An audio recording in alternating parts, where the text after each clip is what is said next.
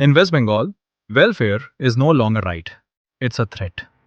TMC leader Saukat Mullah openly admits it.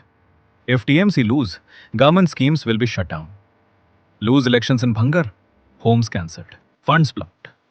And now, threats to stop Lakshmi Bhandar itself.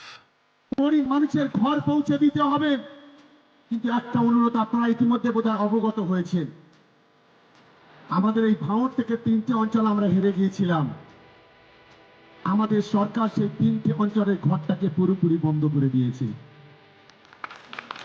দাদার খাবে আর মামার গাইবে, বলবে ওটা মমতা বন্দ্যোপাধ্যায়ের বাবার টাকা।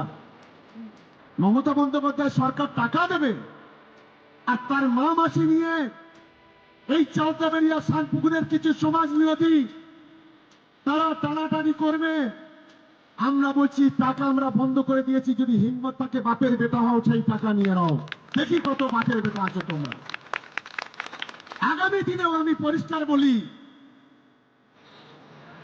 আমাদের এই অঞ্চলে সিএমআরতে যে নাম এসছে, আমি প্রত্যেকটা নেতার কাছে অনুরোধ করব, আইএসএফ এর একজন না যেন টাকা পায় তার ব্যবস্থা আমাদের তৃণমূল কংগ্রেসকে করতে হবে।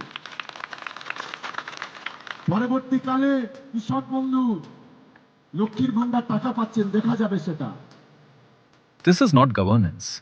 This is political extortion. Under Mamata Banerjee, public money has become a party weapon. Vote TMC, get benefits. Vote against them, get punished. This is not democracy. This is TMC's rule of fear.